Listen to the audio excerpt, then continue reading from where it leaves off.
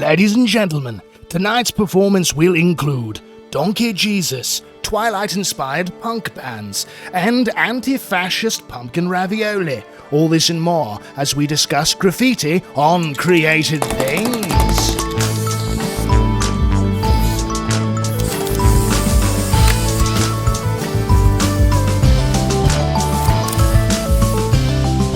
Welcome to Created Things, a podcast of Catholic creatives and the only podcast that's willing to, dare I say, ask uncomfortable questions about what happens behind that bathroom stall door. I am Catholic priest, medievalist, guy, Father Gabriel Toretta. With me is my co-host, Jacob Flores Popcheck, artist, psychotherapist. How are you? Oh, good. That might be my favorite intro you've done so far. I like the juxtaposition of saying what's going on behind that bathroom door, immediately followed by I'm Catholic priest. So yeah, that was the really best part nice. is there's nothing to worry about there, and there are no negative associations with these kinds of things in like public perception. It's just great. It's all great. Yeah, it's just poop and occasionally, Jesus saves stickers. Yeah, exactly right. Among other things. Although I have to say, this is I have long considered myself a kind of accidental connoisseur of like the kinds of things that people write on bathroom stall doors in like different kinds of places.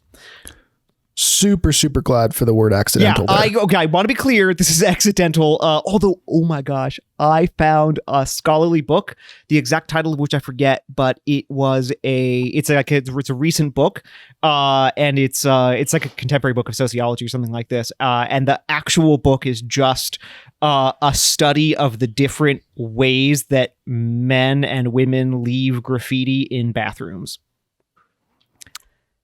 I hate to say that I would actually find that tremendously fascinating. I would actually love to read that. I wanted to make fun of it, and I thought I'm mostly just angry that somebody else wrote this book before I did. But yeah. What is the dumbest intellectual book you ever actually read through? Oh. Like, what's the one that you're like, ugh, this is so stupid, but I actually read through the whole thing and the points are insane, but I'll never forget it or something like that. I don't know. That's always hard to say. I do a lot of those things. I once read a whole book about like 18th century Japanese sericulture, which is the growing of silkworms and the harvesting of silk. Oh. Which at that time was like the longest and most boring specific study of something incredibly niche that I'd ever encountered before. I read it at a high pace, and as you can imagine. That's child's play by comparison. Kind of it is. I mean, I can still tell you a fair amount about like how sericulture worked in the 18th century. And let me just tell you right now, like this is kind of a big deal because it turns out that silkworms, like, they're relatively small, but they eat something like 100 times their body weight in mulberry leaves every day. It's an insane amount of one kind of food. It's just mulberry leaves. And so if you are, say, like growing silkworms to like harvest silk to then like weave silk cloth and stuff, and this is like usually a business that you're doing on the side because you're also doing X, Y, or Z other thing as your main occupation or farming or whatever.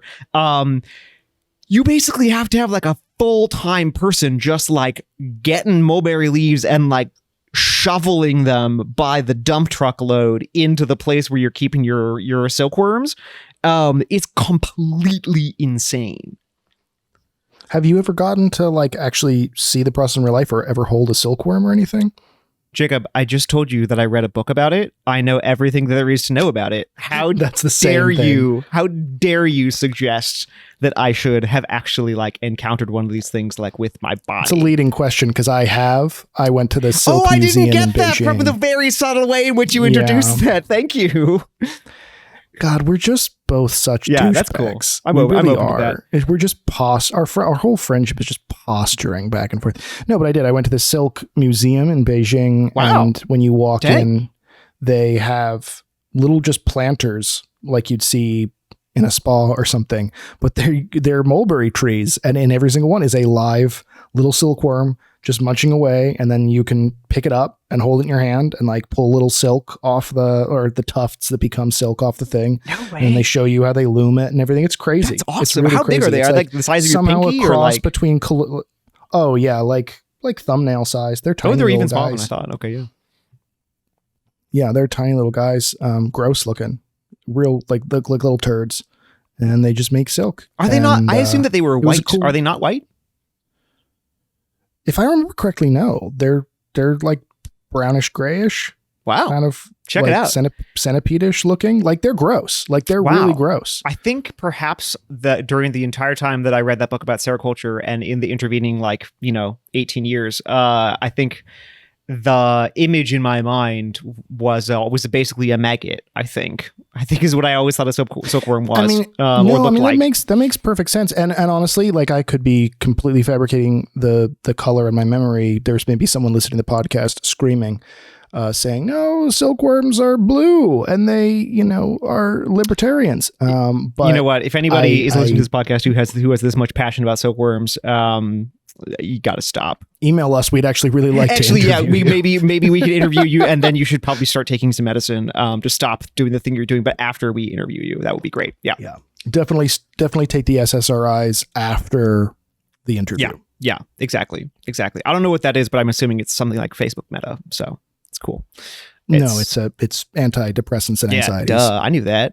It's a scientific term. I know science. I'm a psychotherapist, so I know these things. Don't mind me. You can throw around Latin, and I can throw around SSRI. So, yeah. Well, so speaking of things that people make up as they go along, I want to talk today about... Beautiful, immaculate Thank you. transition. I'm here for you. I do want to talk today about not just any kind of random thing that happens behind a bathroom door. In fact, very little about what happens behind a bathroom stall door, but I do specifically want to talk about graffiti. Because I have, in fact, had a long-standing interest in graffiti. This topic immediately comes as a suggestion from one of our very dear Texas listeners, who happens to also be my best friend, who said, you should do something about graffiti. And that makes me feel good. That makes me feel really, really good. Yeah, you're welcome. Yeah, that's right. I'm glad to know that I'm not your best friend. Thanks for just dropping that out there. Just drop it. Everyone, news flash. It's a splash in the pan. That's not what goes in the pan. Unless it's a very problematic gas station bathroom. Anyway, we're not talking about that. That's not what we're talking about. We're talking about graffiti. Okay. Some random observation about graffiti, just from my own personal experience of becoming way too intent on the different kinds of ways in which the different sort of place you're in will determine the kind of graffiti that you see. What I realized, and I realized this when I was going to Columbia University in New York, which is a fancy university for fancy people, at least by its own imagination.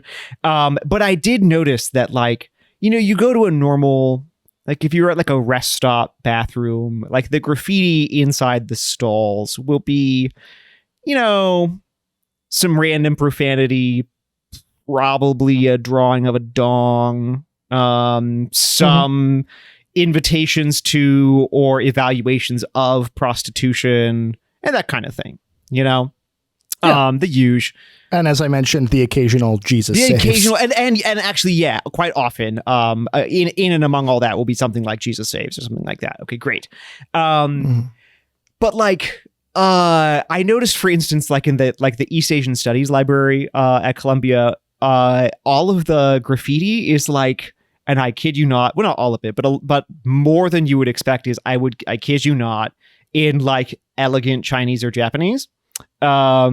Which is okay, kind of delightful, and it's not about any of those things. It's random epigrams or whatever. It's just okay, cool, and because if you're going to be that kind of person, you're going to be that kind of person in every aspect of your life. You can't stop. You're still going to be the kind of irresponsible human being who writes or carves graffiti into a public place or whatever. But you're going to do it with style, and that's going to be fine. And it's gotten to the point where when I go to a university, particularly if it's a more prestigious one, I will intentionally hunt out at the restroom for graffiti, because they usually don't disappoint. In fact, they'll have sort of fancy epigrams, these kinds of things.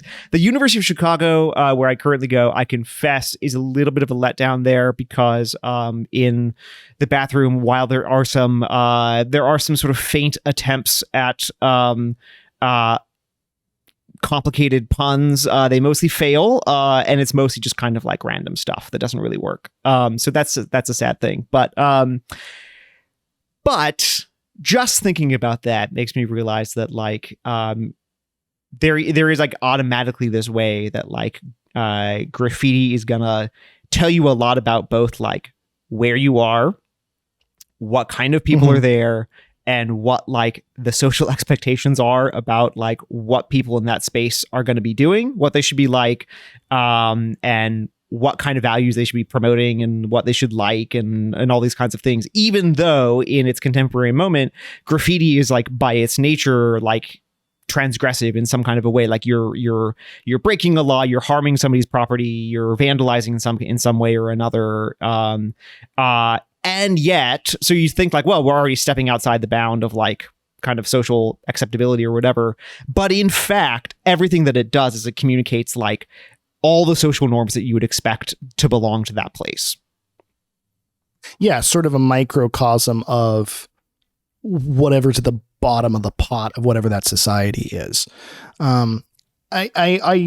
There's so many ways we could go with this, and I'm really excited that we're doing this topic. Our engineer had gotten in touch with me and he was like, oh, so you guys are doing graffiti today? And I was like, yeah, man, it's gonna be awesome. And I said, I can't believe this was a topic that Father Gabriel suggested. It's not some kind of like old timey medieval thing. And he was like, oh my God, I just assumed this was one of your topics. And I was like, I know, right? And so I'm very, very excited that you're doing this. But as a result, I'm feeling torn because there's so many ways that I could take this, but maybe to do a full role reversal here, since you're the one pitching graffiti, I will open with sort of the ancient church fact.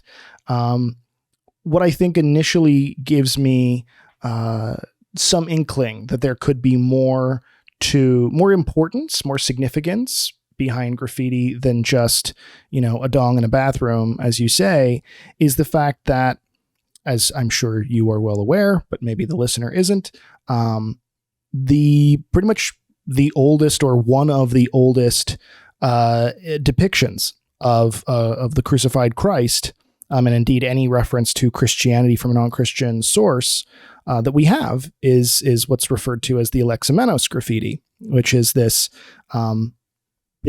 little crude drawing scraped into a plaster wall in what was it, like the 2nd or 3rd century? And it was a Roman soldier who was really trying to insult one of his fellow Roman soldiers, who I guess was a professed Christian, the Christian guy being named Alexamenos. And so he carves into the plaster of the wall a crude drawing of Alexamenos worshiping Christ on the cross, but Christ has a donkey head, and it says Alexamenos worships his God. And this insult to Christianity is the oldest thing we have kind of commenting on Christianity as far as artworks go depicting, Christ on the cross, or one of the oldest ones, right? So right away we see that, first of all, your point is absolutely correct. This is a perfect microcosm of where society is at that time. It is a perfect microcosm of their humor, of the interreligious dialogues that are happening, of the political perspectives that are happening, of the military movements that are happening, all compromised or not compartmentalized within this this really, really crude sketch that has survived both of the people that it's about.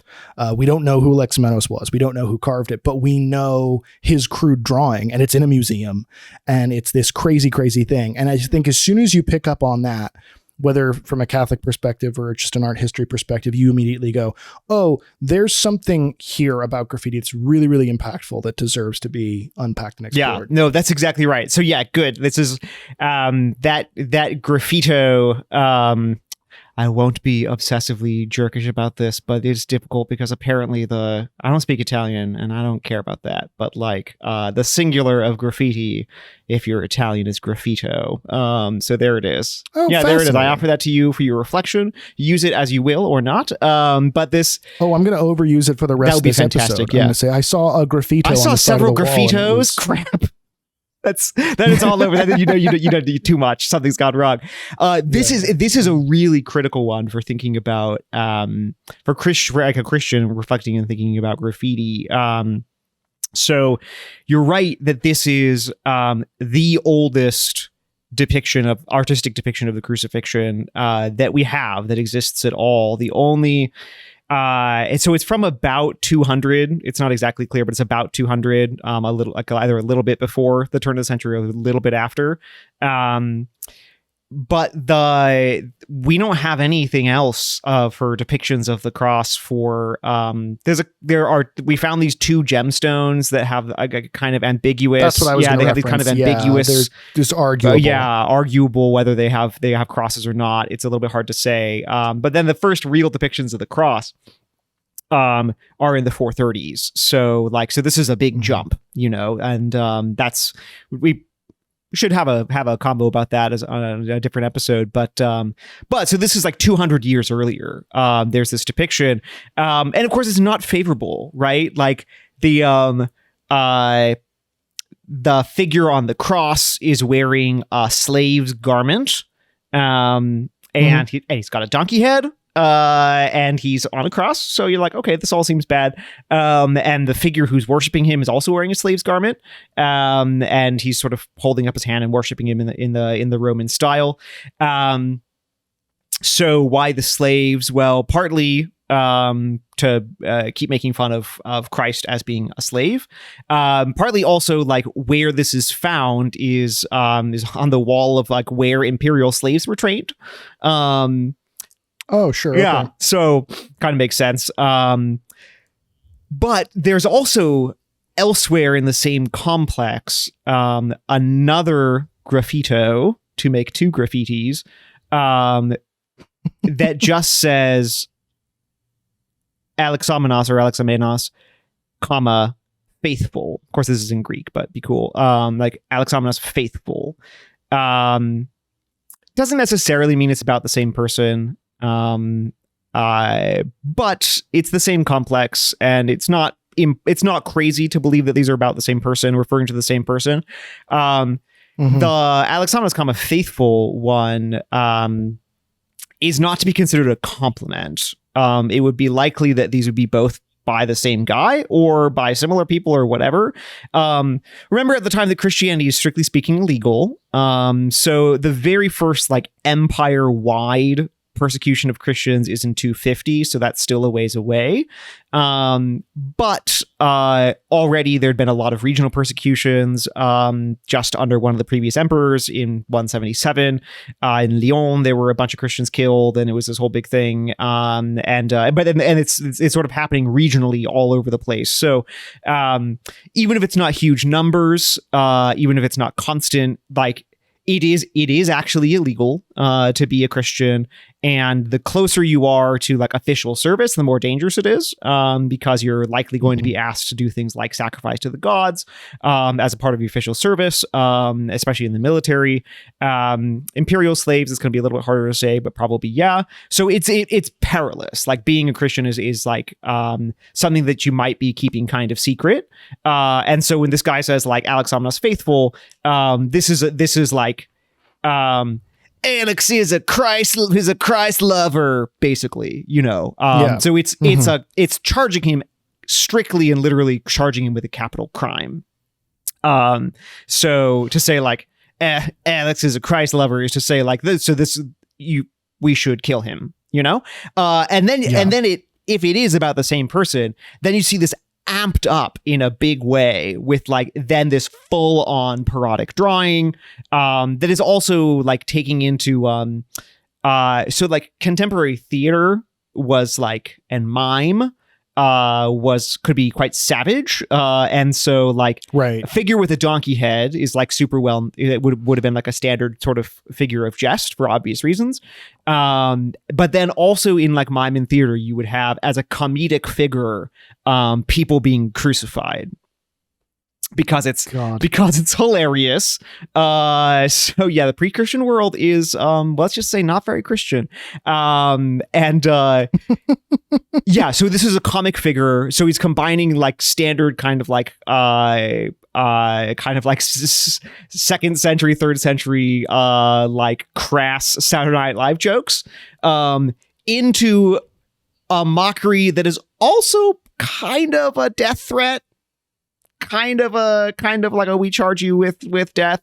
And it's and again, it's either the way the Greek is written, it's either a description, Alexamus worships his god, or it's a command, Alexamus worship your god.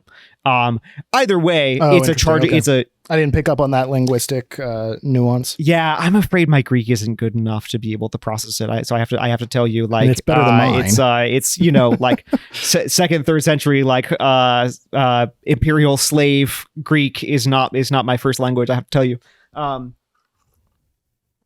this is something really interesting, that he lights upon this as a form of mockery, and possibly threatening death, that is incorporating, like, it's at the intersection of, like, different kinds of art forms. So, like, these sort of low popular mimes and theater, and then he carves this sort of rough image into a plaster wall, as a way of, like, attacking and savaging this guy whom he apparently hates, and wants to maybe kind of actually die.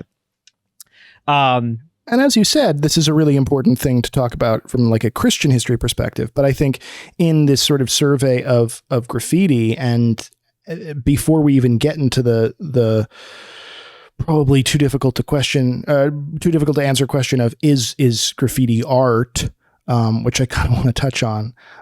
Spoiler alert, I say yes. It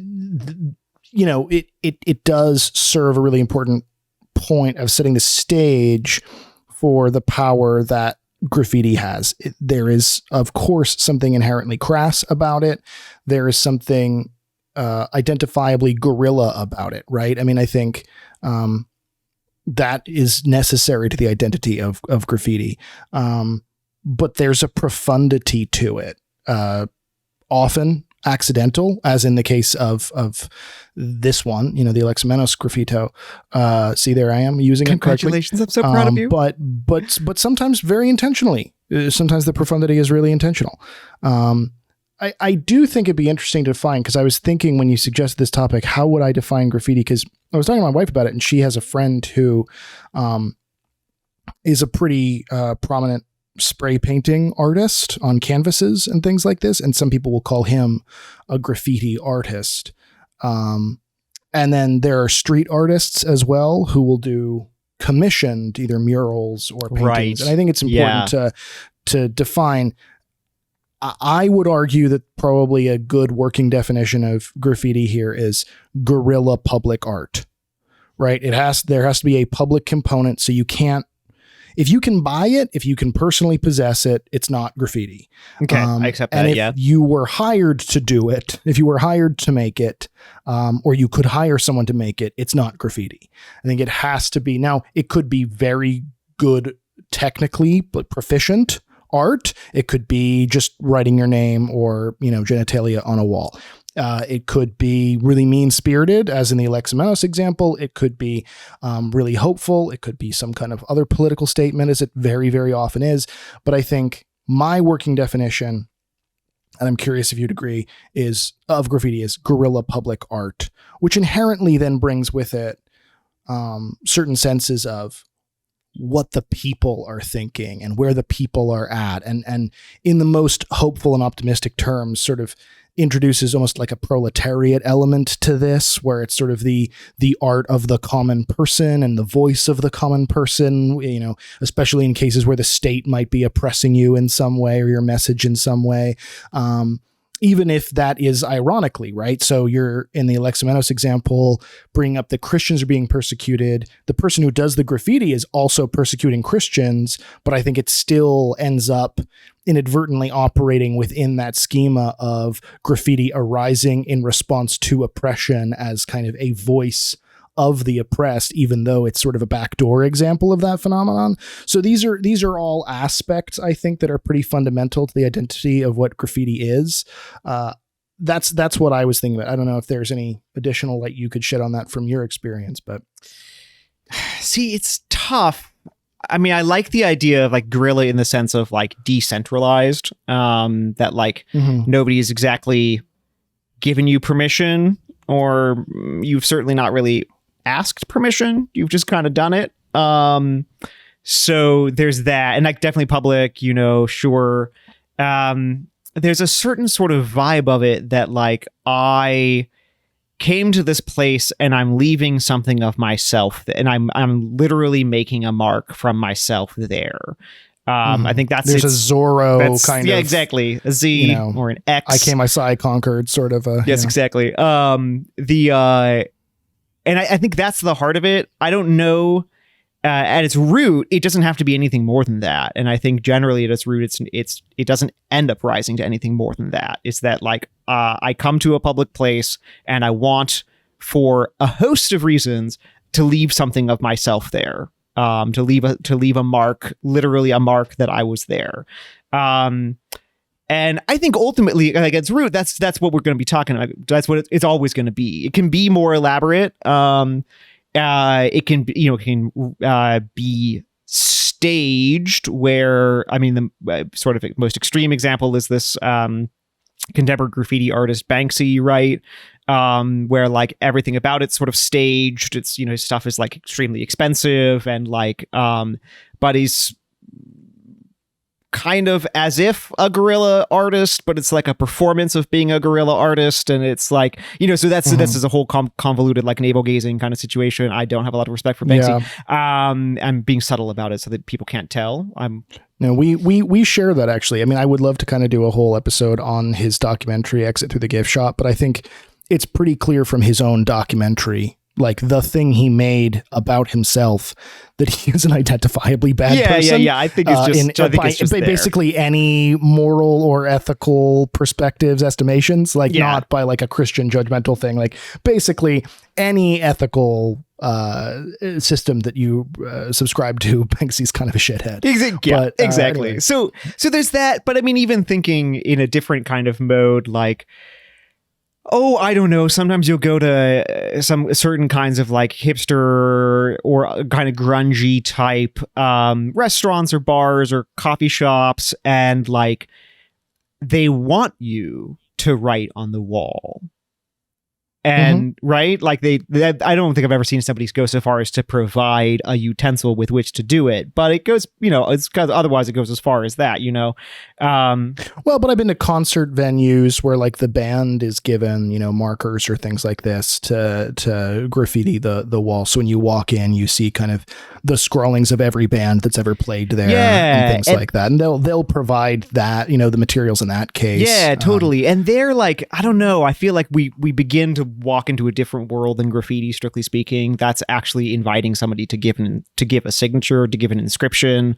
You're talking about decentralized interior decorating, if you want to put it in an elaborate way. Like if you go to this coffee shop or bar or whatever, and they like want you to write on the walls of the bathroom, people respond to that by like they don't just kind of write dongs and like phone numbers of like people to call for a good time. For the most part, they actually do more elaborate things, because so it becomes a kind of decentralized interior decorating more than strictly speaking graffiti. Sure, and I'm not going to say that that's a bad thing. I think it's worthy of discussion. It's just something a little different. We have to be very clear. It's not graffiti. Effectively, it's not. It's imitating graffiti. It is the fake rocks to the rock of graffiti, right? To follow up on the themes of our last episode. Exactly. But we're talking about.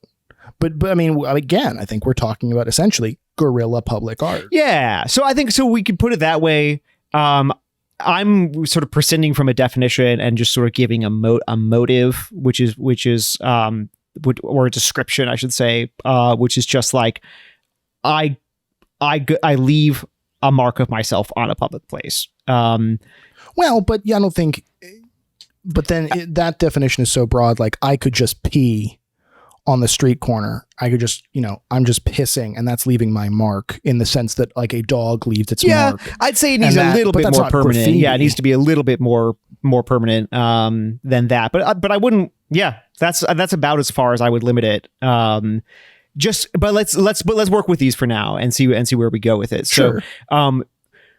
So one thing about it, so here's an interesting example from the 16th century about like shifting perspectives about graffiti and what graffiti is. So in 1594, there's this bishop in northwestern Italy in Piedmont, who as part of the Counter-Reformation, actually. So part of like the kind of Catholic response to the allegations that like, hey, aren't you guys like all corrupt and don't you suck and shouldn't we like form our own church based in, you know, whatever. Yes, which their answers to that were respectively yes and no, please yes, don't. Exactly. That's correct. And like, what if to persuade you that you shouldn't, we like cleaned up our own house at least a little bit, which is great, you know? Yeah. So one of the ways that this happened is, so this guy pushes a big ban on graffiti. Actually successfully enough that you begin to see like, you can tell that it actually works. You know, so there are some like basically like don't graffiti here signs that we have like we have some material evidence of the campaign and also material evidence that it worked from like decreasing amounts of graffiti, like you know, on the time levels of graffiti you can see like a missing layer, you know, so it clearly works. The grounds, interestingly, by which he like, why did he think it was bad?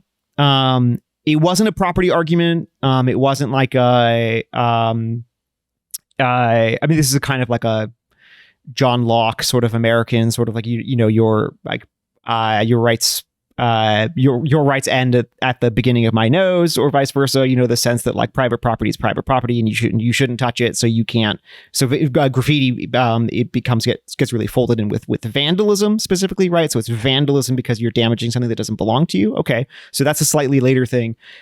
This guy at the end of the 16th century, he doesn't have that perspective. He's not making a private property argument.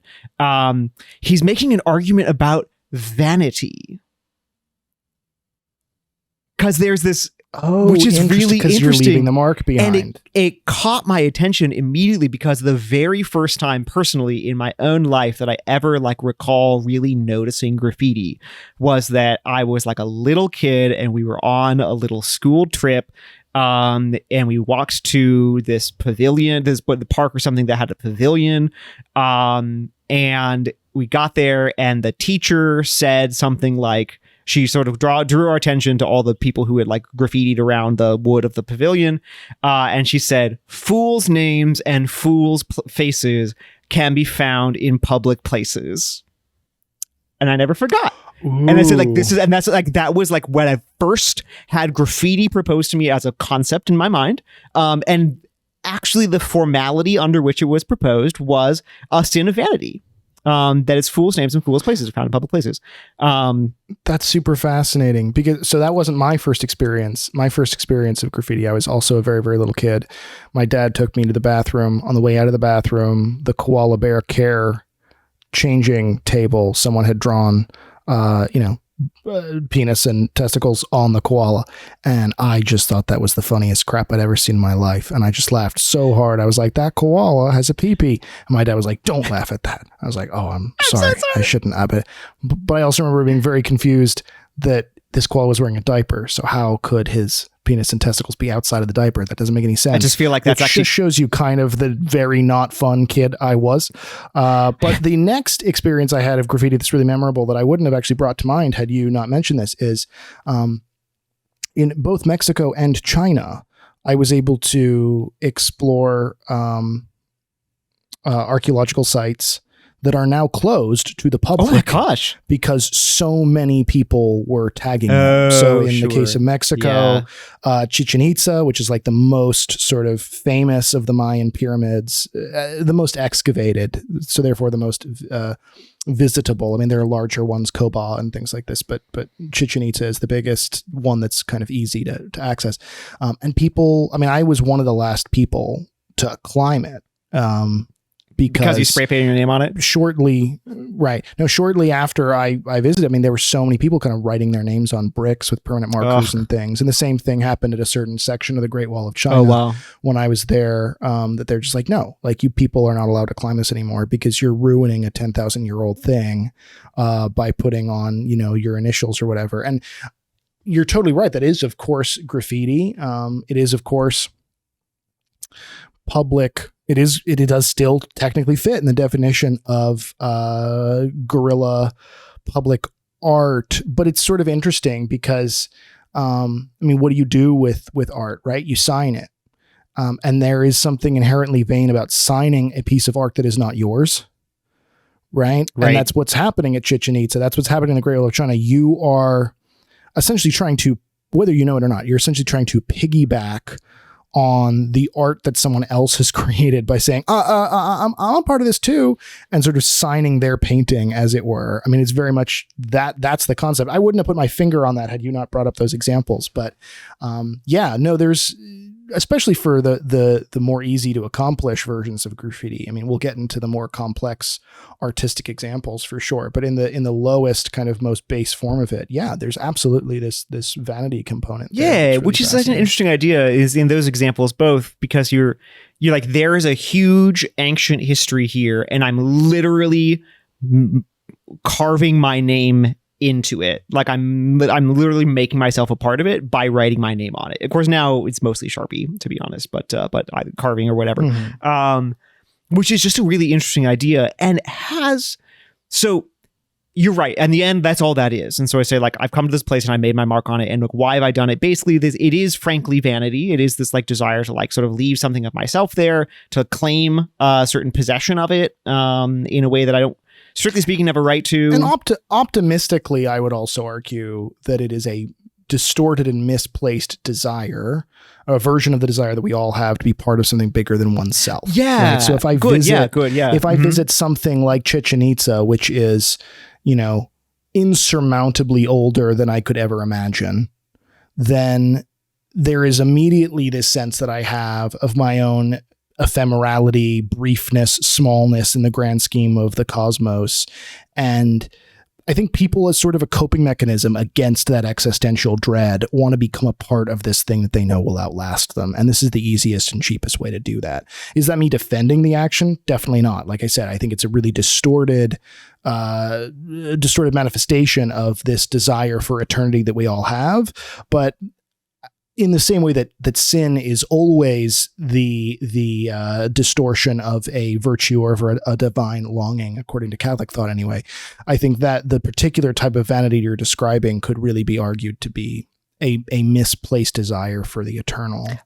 And to be part of the eternal. Yeah, I appreciate that. And I think that's really helpful, putting it in that kind of a context, to say that like there is this longing for for eternal, or some sort of like sense that I at least want to like reach out and touch something very, very old with something that is properly me, and leave some of that behind somehow. This is actually this is, of course, shock, a really old idea, because we're proposing it as kind of something that's just part of the human experience, and it's the material evidence that we have of graffiti in history suggests that in fact it is. But if it's not just done as a kind of like vague human response to antiquity, it can have other really interesting motives. So one of the most important forms of graffiti in a Christian context, rather than just like individual pieces of graffiti like the Alexamenos graffito, is what really kind of delightfully gets called by art historians an inscriptional votive at a pilgrimage site. Lord. So here's the idea. Say it's the 5th century, and you're going to, here would be a good example. Say, you're going to the newly built shrine of Saint Thecla. That's a thick callback to our Fake Saints episode. But so you're showing up to the newly expanded and built shrine of Saint Thecla, and you get there, but you're poor, and it was kind of all you could take is to get there. So like people who are wealthy and got there will leave all kinds of things behind as gifts, gifts for Saint Thecla. Specifically, they're not like intended for the priests who care for the shrine or this, like they're gifts to the saint. So like they'll leave, and we have wild examples of things that people will leave, like freaking parrots, exotic birds, jewels, models of themselves in wax, paintings, all kinds of stuff. Normal, grounded, totally normie stuff. Definitely not voodoo type things. Totes not. Yeah. So this is all obviously these practices definitely precede Christianity, but then the Christians adopt them very much in their own way. So you leave something like this as a gift to the saint. And then you might take something away as well. So dust from the ground, or like water from a spring, or oil from a statue, or from a lamp burning. A rock is a big one. Rock. You might, in fact, oh my gosh, one of the earliest pilgrimage account that we have is this unbelievably amazing surviving account written by a woman for her religious sisters, a woman named Agaria, that she probably wrote in about 381. So it's just hella early for like a really cool long document from a woman who is like super educated and writes in like brilliant Latin, and it's all great. Anyway, she talks about visiting the Holy Land and stuff, like if she's a pilgrim to the Holy Land, and like literally in every scene, she and her friends are just knocking pieces of the holy place off and putting them in purses. It's just like, it's incredible. Like we saw like where the Last Supper happened. It was so moving. I could have got a chisel and knocked some bits off, and it was incredible. This is still a huge problem. Oh, it is. They have had to put up like signs at Tepeyac, which is the mountain where Our Lady of Guadalupe appeared to San Juan Diego in Mexico, because the mountain is disappearing. Yeah, like because people are taking so many damn rocks from the mountain, and they're like, stop taking rocks. There needs to still be a mountain. It's idiots. It's just a plain. Okay, it's fine. It's just fine. But if you're poor and you can't like bring a gift, like you can take something away, sure, by all means, but what kind of like votive offering do you give to the saint? Well, the one that everyone can afford is you write your name. You scratch your name, and usually a prayer, right? Because this isn't just like I came, I saw. I became a part of it. So I came, I saw, I prayed. Like you actually are offering here, and the term like inscriptional votive sounds just sort of like charmingly formal and remote for what the thing is, but it's like you've walked to this shrine in Syria. It's hot. You don't have any money, but you are super devoted to this saint, and so you like scratch your name somewhere in the shrine, and then you walk back. And like that's it. That's what you have. So this might be a dumb question, but what immediately occurs to me is at this point in history, the poor, who are so poor that they have to do this as opposed to leaving something finer behind, are generally not a literate class. So how are they writing their names and writing a prayer? Is that a dumb question? No, it's perfectly reasonable. I mean, there's lots of different levels of wealth and poverty, and like, yeah, I mean, these aren't going to be slaves probably, but they'll be, but there are plenty of people who are not high in an economic class who will have enough learning to be able to write their names, or write at least their name, some simple things, small, to sign contracts and things like this. Yeah, some simple stuff. Again, so there's all kinds of different levels of literacy, but at the time, honestly, yeah, it's not crazy. Second, third, fourth, fifth century, to have people who can do stuff like that. So there is in fact, like, here's a kind of elegant account of a specific way in which this happens. So our first pilgrimage record is this woman Agaria in the 380s. The second one, we don't know who it is. That it's a guy named we call him the Piacenza Pilgrim. Around 570, he leaves another pilgrimage account. So that's like 200 years later. And it's talking about many of the same places, which is really cool. So you can sort of see what's similar and different 200 years later, which is really cool. But he says when he visits the wedding feast at Cana event, in Cana, there is set up there like a kind of a dining couch, because of course they would recline to eat, right? So it's not chairs and stuff. There's a dining couch there, and whether it was really believed at the time to have been like the one that Jesus sat at or not, it doesn't really matter. But in any case, it's proposed there as being like a relic, like a physical participant in this great scene of Christ's first public miracle. And he says, "Undeserving though I was, I wrote the name of my parents on it.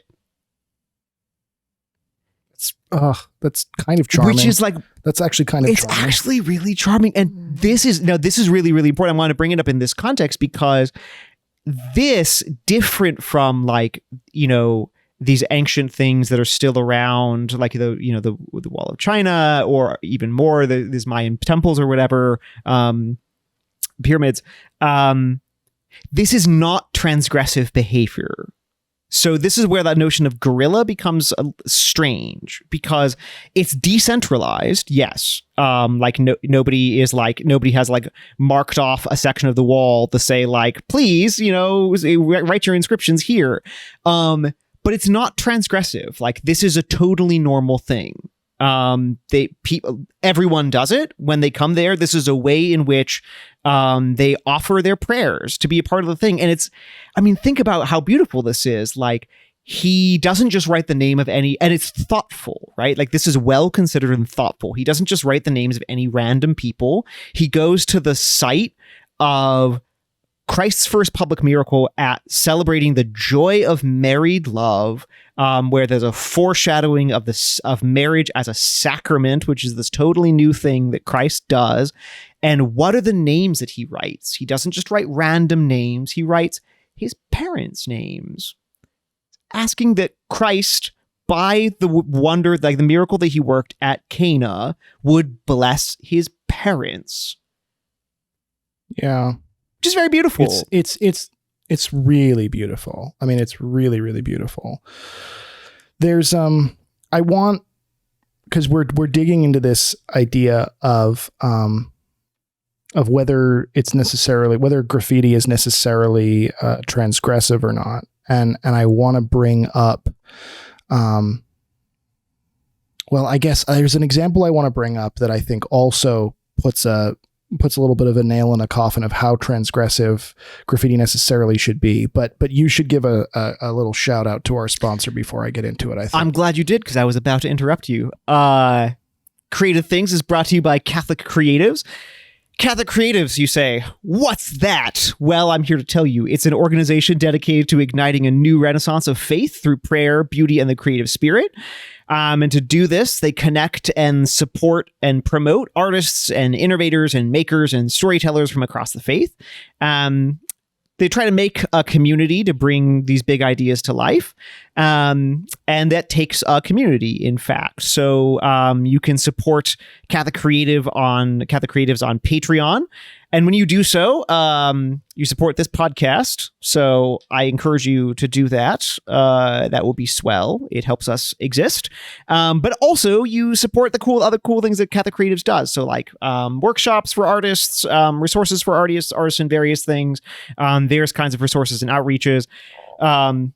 So become a Patreon member. It helps make this new renaissance a reality and become an actual patron of the arts to boot. So visit catholiccreatives.org/support. And also, don't forget to go to catholic.store, which is another arm run by, involved with Catholic Creatives, to check out cool stuff from makers and artisans and artists all around the kind of Catholic universe that you can buy there. So check them out. Now tell me about your transgressive arts. Yeah, so I think the question that becomes is what, and we're getting very meta here, but what is transgressive, right? To argue that whether or not graffiti is transgressive, you have to then argue about what is the nature of transgression. And to enter into that component of the conversation, I bring forth the example of Chibo. Are you familiar with the street artist Chibo? Nope. Chibo is amazing. You should definitely look him up on Instagram. Chibo's name in Latin means I feed. Yes, well, in Italian means food, right? So he's an Italian street artist. His real name is Pier Paolo Spinaze, and he one of his is dark turn, but one of his classmates, I believe in art school, I could be wrong, but one of his classmates was murdered by neo-Nazis. Wow. And of course, any conversation about graffiti must necessarily include the fact that quite often the more crude and base types of things that you see inside bathroom stalls or on overpasses and stuff are very, very racist, often neo-Nazi or gang-related type images. Right. Of various ethno groups. Right. And so after he was so deeply affected by his classmate getting murdered by a hate group, he took to the streets and he finds neo-fascist graffiti and covers it with really beautifully rendered graffiti of his own, depicting these very lush, vivid depictions of food. And his whole thing, that's why he calls himself Chiba. Nice. He uses food to spread. In his Twitter bio, he says, I use food to spread tasty values, which I just love. I love that. And so, there are all these videos of, he comes to a bridge or an overpass, a huge swastika crudely spray painted on the sides, and he will stand there for a couple hours, and by the time he's done, there's a bowl of pumpkin ravioli. Oh my gosh. With just a big yum over it. And it's just gorgeous. It's really vividly rendered. But you think, oh, well, he's doing a good thing. He's covering up racist graffiti. Is he ungraffitiing? No, because he gets citations by police all the time. Oh, fascinating. For doing this. Fascinating. Yeah. I don't think he's actually been arrested yet, but there are lots of videos of cops coming up and like, you can't do that. You got to get out of here. And he's like, yeah, there's a huge swastika here that the city was doing nothing about. I am providing a service, creating public art. But just because the proper paperwork or whatever, it wasn't commissioned, it is by nature, even though it's doing an inherently good thing and actually correcting an inherently bad thing. Not just adding to a neutrality, like if I were to spray paint something on a brick wall, but actually correcting an evil, genuinely, sincerely, sickly evil thing. It is still transgressive. And I don't know enough about the culture and the time period that you're describing in which people are leaving their mark at these holy sites.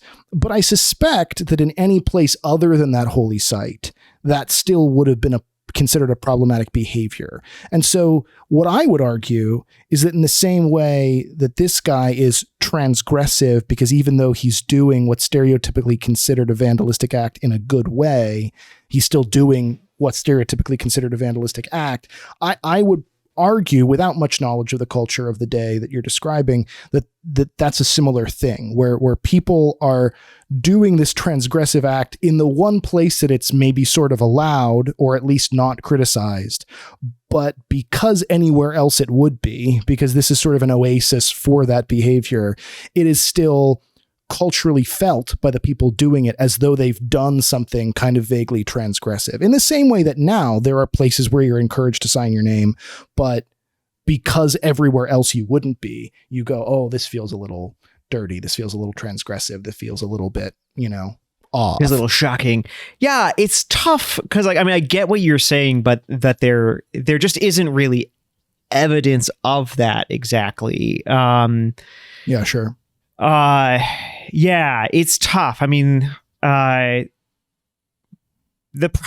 private property argument is always an argument. There is evidence of there are specific places and stuff where somebody says please no scratching, carving things in here, please don't. So you can tell that there are at least some places where people say, well, where whatever, a donor or an owner of site really does not want it to be all scratched up with people's whatever. So you might be right. So there's all this stuff about these devotional things, which I really I really think are this the whatever else may be going on culturally, which is just a little bit hard to pin down exactly. The primary motivation is really devotion, the actual lighting a candle in a church for a contemporary Catholic. You go in and you're gonna light a candle and maybe say a prayer, and then when you walk away, that the candle is still burning, and that's a symbol of your prayer continuing to be lifted up towards God, and that you desire to unite yourself with that that as you go along, or somebody who gives more money and like donates candles for like a week at a church or something like that. Like you can continue to unite your heart with that and raise it up, these things, so like,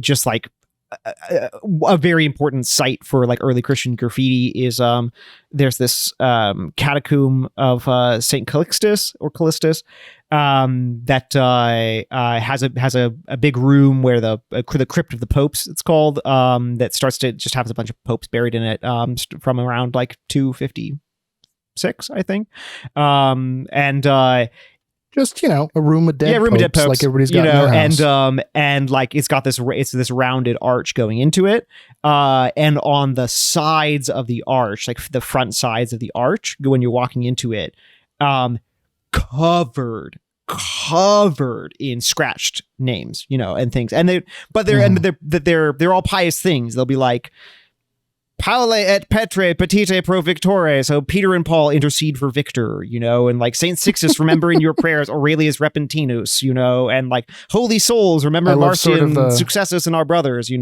these kinds of things. I love the Brad Pitt a la Inglourious Bastards pronunciation of the Latin there. Oh yeah, we do. Buongiorno. Buongiorno, baby. That's exactly right. So you get that, and that's clearly there that where like, people are like, and remember, these are scratched, right? So it's not just that like, or carved or whatever. So it's not just like I pulled my Sharpie out of my pocket and like, as I was walking by, I like scratched something. I wrote something real quick. Like this takes time. You have to do it. As you say, people's literacy may not have been super high, and you can tell from them that they're not super well written. The Latin is often pretty weird. Like this one, Paule ed, the word for and is really et. This is spelled ed, but what are you gonna do? That's how you do it. And so like you took time, like it took effort and time to like carve a part of your prayer onto this wall so that the popes, the holy popes, would be like praying for you. But as you say, there are also other examples where like where it's like, it seems like there's a place where there has been, it's just kind of accepted that people are going to be graffitiing here, but there's a strong sense as well that like maybe the authorities weren't super jazzed about it.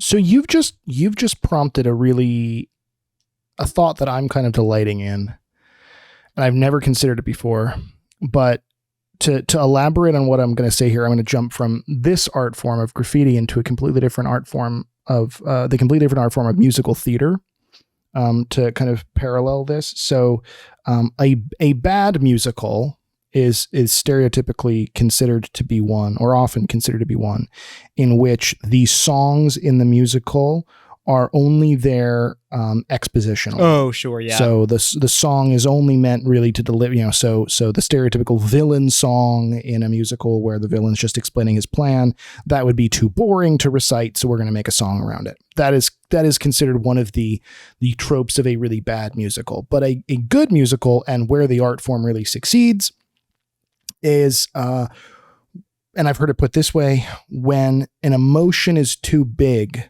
for a character to express in mere words. Oh, cool. I like that. Right. So when the character gets to a point that the emotion they're trying to convey, either interiorly, sort of by way of monologue, right, interior monologue, or whether to someone else, it's just too big for them to express with words. They express it through movement, the choreography, and through song. And, you're talking about graffiti in these particular religious cases as an act of devotion. But maybe all graffiti is ultimately an act of devotion. And it's only guerrilla and transgressive insofar as my devotion is so big to this thing that I cannot contain it long enough to sort of seek the proper channels and must manifest it right now. So if I'm standing on Chichen Itza, or on the Great Wall of China, and my devotion to self, in that vanity terminology you're throwing around, is so extreme that I can't for instance, donate to the preservation of the site and have my name put on a little plaque, which most of these places allow. But I am so filled with unbridled, spontaneous devotion to self that I must leave that mark. That's devotion, and is transgressive only insofar as my devotion necessitates it being transgressive.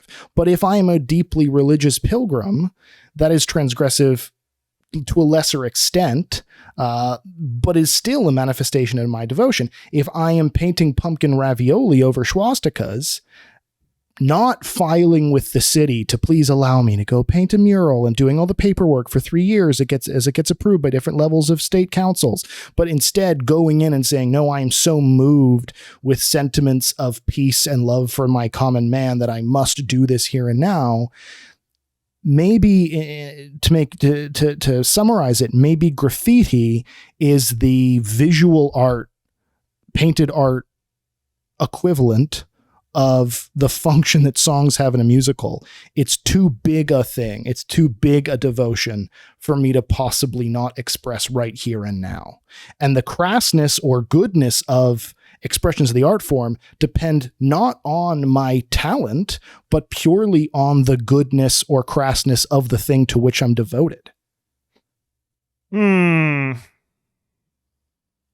I don't even know if I agree with that yet. It literally just popped in my head. Yeah. But I kind of, I vibe with it whether or not I agree. Yeah, sure. I mean, I like that sort of this overwhelming, that there's this big thing here that like sort of spills out, and like the best thing I can do with it is to like kind of carve it into something. Like I like that as a way of kind of entering into the interior reality of like this like a Christian devotional inscriptional votive, I carve the name of my parents underneath the bench where I believe Christ sat at the wedding at Cana, that kind of thing, which is cool. Right next to where he scribbled, Jesus was here. Exactly, so, right. These are the cool like wellspring, like overflowing and all of that. I would not be willing to say that that's it, a frequent motivation for graffiti, and certainly not that it's the exclusive one. Because in the end, it's just much more occasional. I mean, this is the thing about graffiti is it's a very occasional practice, which is by occasional I mean not like every now and then, but I mean like then opportunity arises and I just do it. So like for instance, isn't that spontaneously? I mean, even with your bathroom example, and I don't want to cut off your for instance, but even with your preliminary bathroom example, not to be crass here, but we're all grown-ups, and if your kids are still listening to this podcast, you're a terrible parent. I am moved by my devotion to my insatiable horniness to such a degree that I must absolutely write for a good time call right now.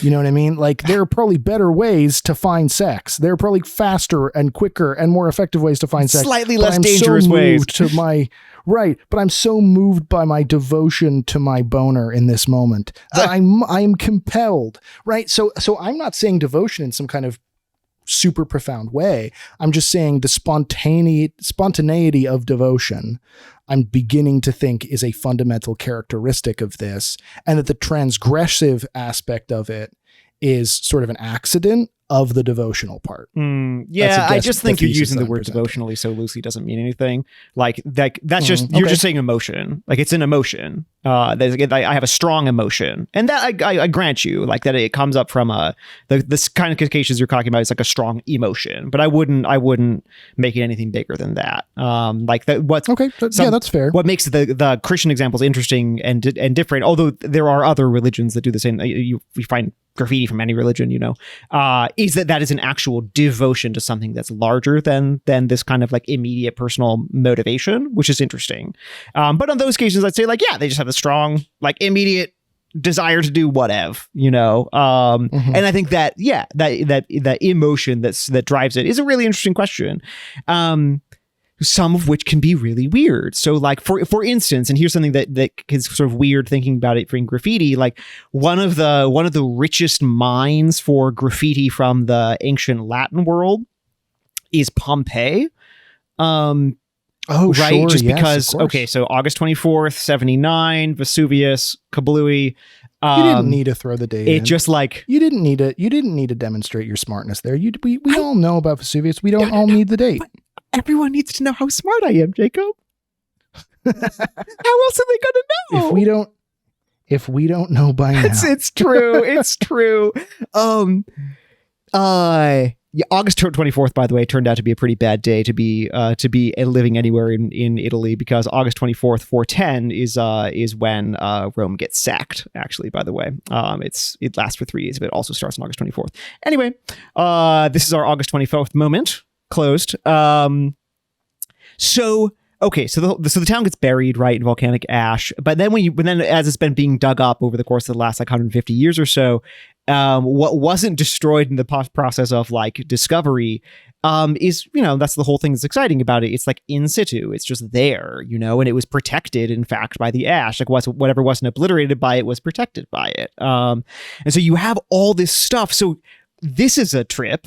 The single most commonly written piece of graffiti that we have more than 30 surviving examples from just in Pompeii is this. Is the sentence, Vesuvius is never going to explode. I promise. Here's my dong. No, it's Arma vidumque cano, which are the first 3 words of the Aeneid. Not the rest of the line. Wow. Not any more of the Aeneid. But just the first 3 lines, first 3 words, which are like, if anyone knows anything about Latin, like they know those 3 words, like Arma vidumque cano. Everyone knows those, at least. There's like there's one piece of graffiti that's like very cleverly kind of playing on that and making its own sort of like a line of dactylic hexameter, and it's clearly like somebody who was just like way too smart for himself and totally drunk. But mostly like people would just scratch onto a wall like possibly the only line of poetry that they knew, of which they only knew the first 3 words. Which is a Roses whole thing. Are red. It's everywhere. Right, which is a whole it's a whole vibe, right? Like what's going on there? To be honest, I'm not totally sure. Like when Vesuvius blows up, I don't know how totally relevant this is, but when Vesuvius blows up, the Aeneid is less than 100 years old. It's not. I mean, it very rapidly becomes this majorly important piece of literature and culture. So it has a major cachet to it. But it's only like 100 years old. So I mean, don't be thinking like whatever. This is some like time-honored classic thing. in our sense of like, oh, it's so old. Like, no, it wouldn't have been super old. Like their grandparents would have remembered when it was new, it's basically their version of Twilight, which is why I go around and I scratch the first 3 words of Twilight onto every bathroom door that I see, which I'm pretty sure is for a good time. I mean, I just do that just in case those are the first 3 words, I realized, isn't the first 3 words of Twilight the lion? Well, because the first sentence of Twilight, I think, is the lion fell in love with the lamb. Oh no! So it would just be the lion fell, which would be just hilarious. You just write the lion fell everywhere. I do kind of love that. Actually, that should be a band name. That's a great band name. I love that. Yeah, that would be like so. Yeah, I mean, I know a friend who had a band who like went and when he was like 20. I mean, don't think too badly of him. And would just like draw his band's name onto like literally every bathroom stall that he ever went to.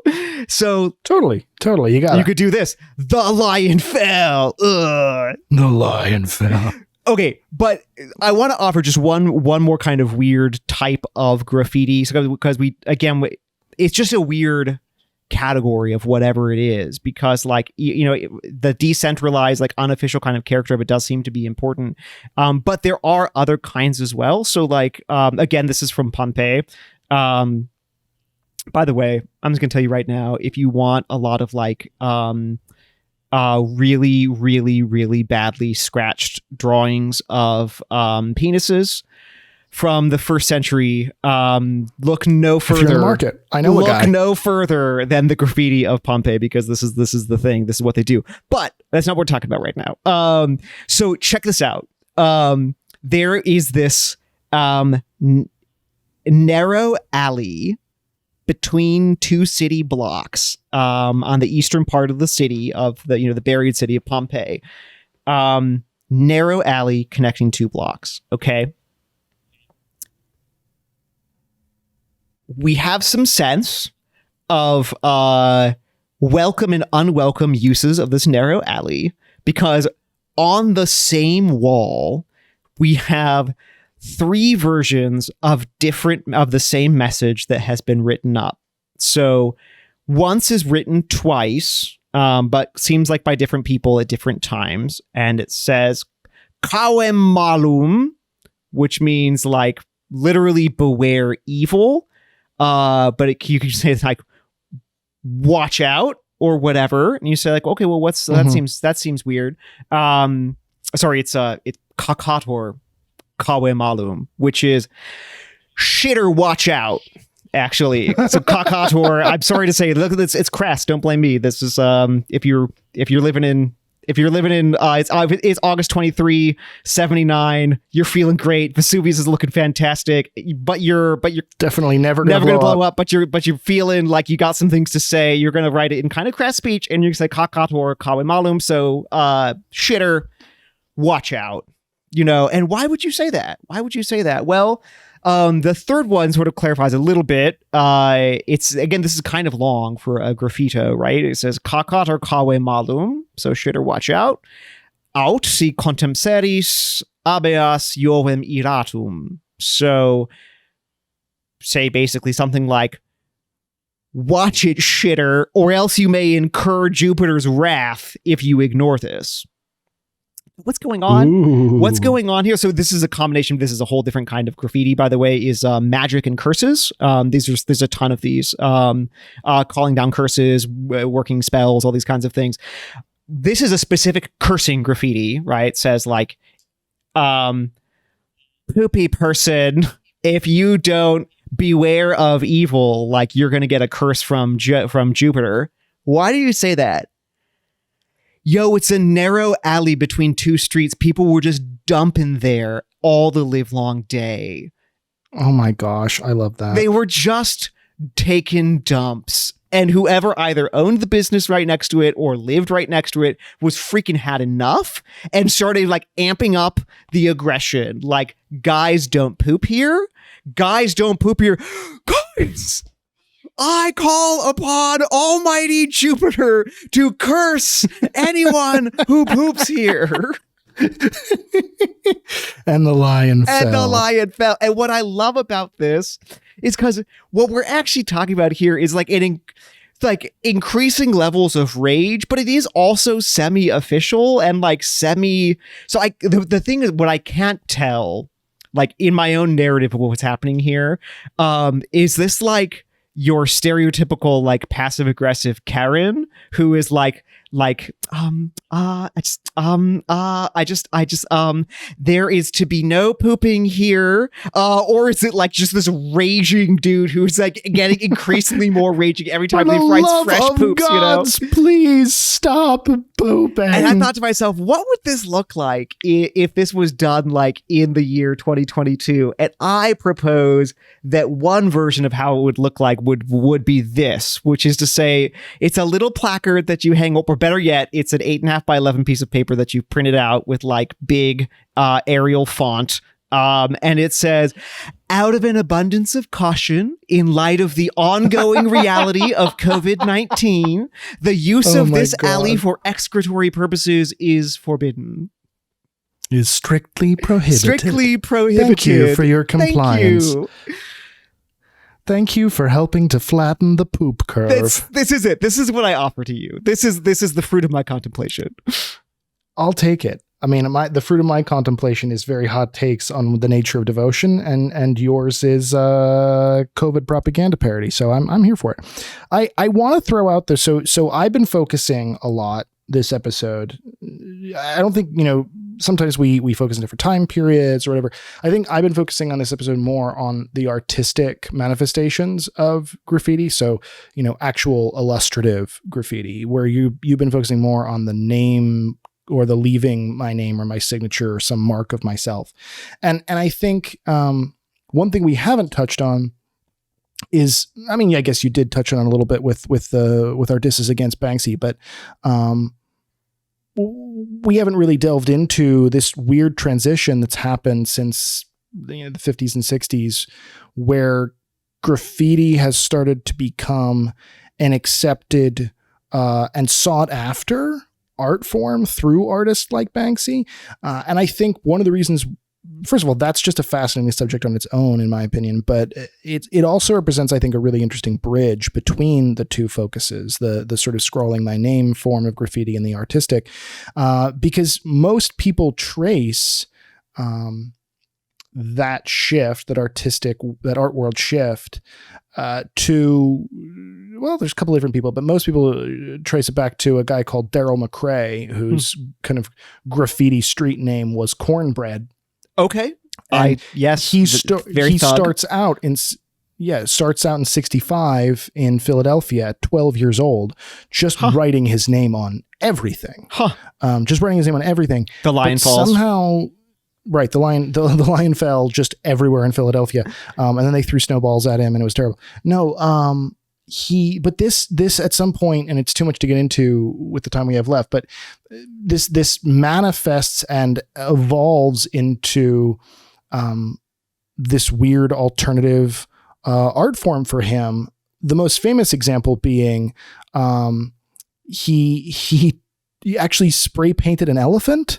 He had become famous enough and sort of whispered enough about in art circles that people knew the name Cornbread. And then this rumor went around that Cornbread had died.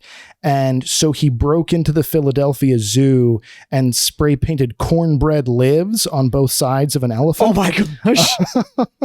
And this is like seen as this extremely transgressive, badass kind of hallmark in the history of graffiti, which then gives way to guys like Alec Monopoly, and Banksy, and I'm forgetting the feller's name, but the one who does the Obey poster with Andre the Giant. Oh, right, yeah. And then ultimately the Obama Hope poster and things like this. I mean, all these very provocative art movements have their basis in graffiti. I mean, even going earlier to World War II, the classic Kilroy is here, right? Where you're seeing that all over Nazi Germany and, France and places where American soldiers are spray painting this essentially comic book character. And the Nazis are thinking, who is Kilroy? He must be this incredible assassin. And there are manhunts being done for Kilroy. And it's literally, that's actually considered one of the first memes, right? Because it's this thing that Americans are just doing basically to troll the fascists,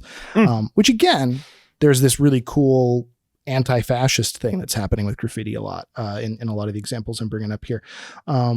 But yeah, I kind of find that fascinating. And you do have to question, as I was right at the beginning of this conversation, is graffiti even graffiti anymore once it's sought after? I mean, once you become Banksy and people are going in and taking like chunks of the wall out and selling it. Wes Anderson did a really good bit on this. I don't know if you've seen his new, do you see his new movie, the French Dispatch? Yeah, everyone needs to just like quit your job, stop what you're doing, watch the French Dispatch several times. If you still feel like having your job afterwards, go ahead and have it back. But like, most important first step is to watch the French Dispatch. The movie's incredible. Right. But honestly, if you still feel like having your job after watching the French Dispatch, you might have watched it wrong, because I wanted to quit my job after watching the French Dispatch. Seems fair. But like, this is parodied beautifully there, where there is this sort of tortured artist, see our episode on tortured artists, who is in prison for murder, and he paints his masterpiece on these. He's actually contracted to paint his masterpiece and then chooses to paint it on the concrete walls of the prison against the wishes of his patron. leaving then his patron with the very difficult job of trying to figure out how to successfully auction off this piece that can't actually be removed, or else the prisoners will escape. That's a really great parody of this whole phenomenon, because, you know, that is someone making the transgressive thing, which has been accessibilized, welcomed by the art world, and he's taking it and making it transgressive again and sort of pissing them off, which I just delight in. But I don't know. I mean, we don't probably have time to do a full survey of what happens when a whole art form begins to sell out, as it were. That is to say, like when a transgressive thing becomes widely accepted. But I mean, this is a phenomenon we see in the punk music scene, in the hip hop music scene. I mean, honestly, most of the time we see it in music, and graffiti is one of the few visual art versions of that I can think of in the modern day, although there's some argument that things like ballet and theater and mime were once their own versions of that. But I mean, I would love to hear your 2 cents on it, at least. I mean, what do you think of this shift that's happened with graffiti? Does it change what graffiti is? Does it mean that we have to expand our definition of what graffiti is in order to include folks like Banksy and Monopoly, or instead do we just determine that those things actually aren't graffiti because they're not transgressive enough? Yeah, I think. Oh my god! Oh my goodness! You just did the most transgressive thing. You just broke your microphone. My mic. Holy freaking heck, dude! Yeah, I know those things. I mean, at that point, they're just commissioned public art. You know, it's not graffiti. It's just a commissioned piece of public art. You know, even if it's like a game that you're playing that, like, you don't know where in which city is he going to put his thing, you know, but it's just or who is he? Which my favorite bit. Do you ever watch Portlandia? Not very much, no. Okay, so there's an amazing episode of Portlandia where Fred Armisen, he has several characters in the show, but one of his characters is like the stereotypically chronically nervous white yuppie. And he learns about Banksy, and everyone's so excited about Banksy, and they go, we don't know who Banksy is. And he basically freaks himself out and gaslights himself into thinking maybe he's Banksy and just doesn't know. Because if Banksy could be anyone, maybe he's sleepwalking and he's just so good at being Banksy that he doesn't know it. And the whole episode is just his existential crisis, wondering if he is Banksy.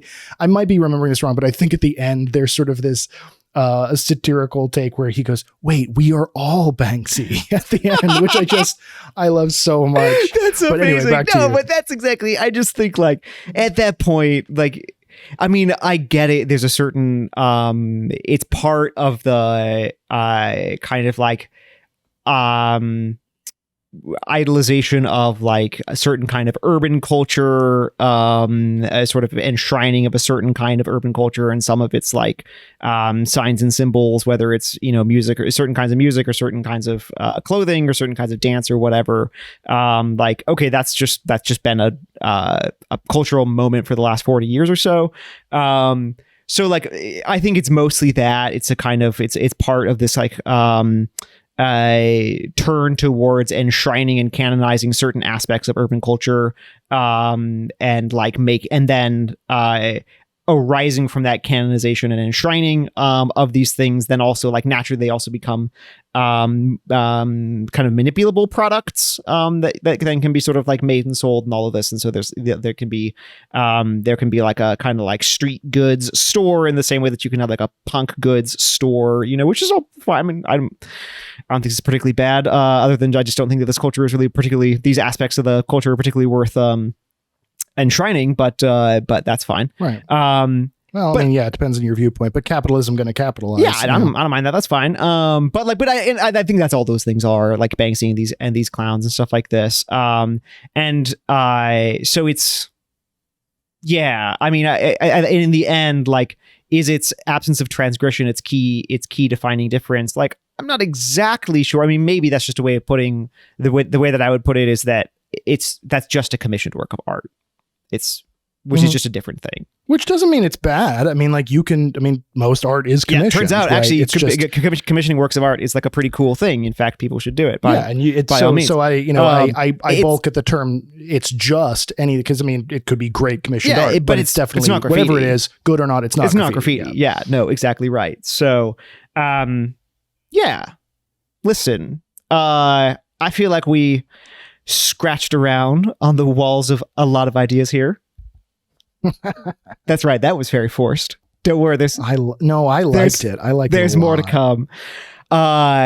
Whether you feel like Armo Wirumque Kano or the Lion Fell, I want you to find your own thing and go forth and create cool things.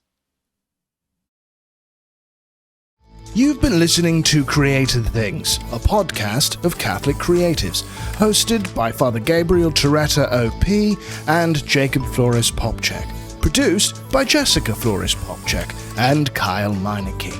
To find out more about how you can support the podcast and other ventures for artists, visit catholiccreatives.org/support.